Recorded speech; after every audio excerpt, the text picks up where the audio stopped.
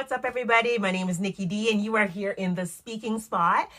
To all of my subscribers that are back to hear more of what I have to say with regards to languages, welcome back. Thank you. I really appreciate you being here. And for those that are here for the very first time, welcome. If you didn't know already, this channel is designed to encourage individuals to pick up another language. Right now, my primary focus is learning Chinese, as you saw up in the description of this video. So this video is going to be about some very fundamental things that you need to know when starting to learn Mandarin Chinese. All right, so if you're all ready, you got your tea or your water, or you're just ready to listen, let's go. All right, 我们走吧。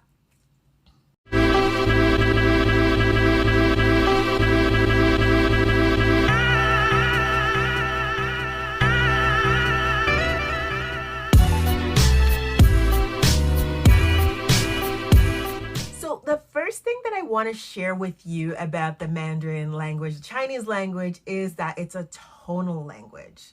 Yes, tonal language. And you're probably like, Nikki, what is that? Okay. And so let me explain that to you. So a tonal language simply means that each syllable that is pronounced in Chinese is said with a certain octave, a certain sound. So by changing that sound, you're essentially changing the word. So it's very important that you, when you learn a new word, that you're learning the accompanying tone to go with it so that you know you're saying the word correctly. Let me give you a bit of an example. The word M-A, ma, right? In English, you would just read ma, like what's different?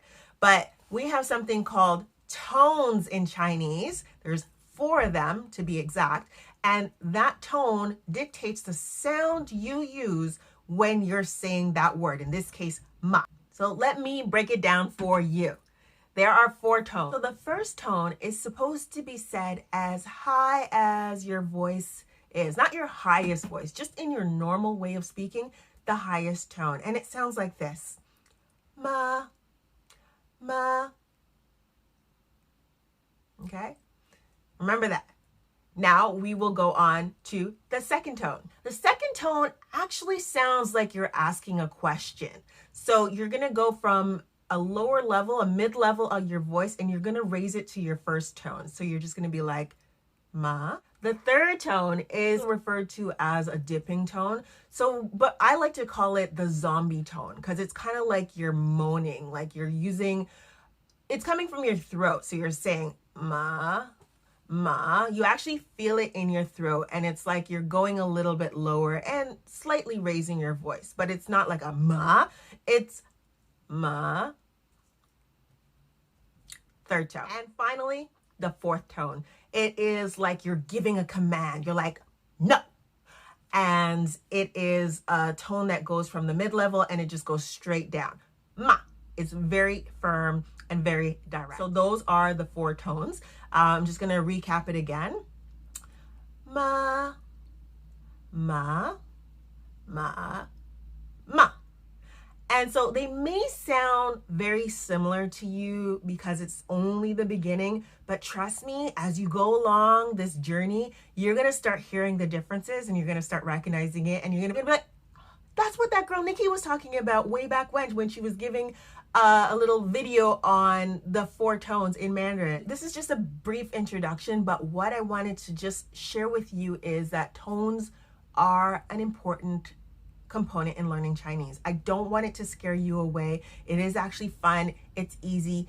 Oh, okay, it's not easy, I'm lying, but it's actually quite interesting of a process to get through.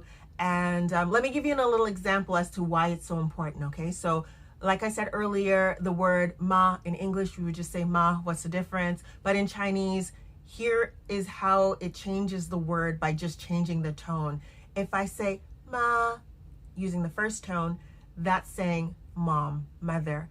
But if I change it to third tone, ma, ma, remember the throat, the zombie-like sound, it turns into horse.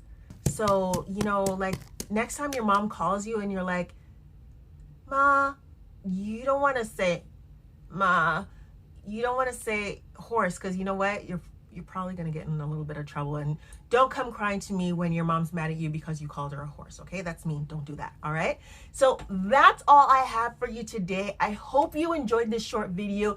If you did learn something from this video today, please give it a like, share it with a friend, and don't forget to subscribe if you haven't already. I love you. This is your girl, Nikki D, signing out.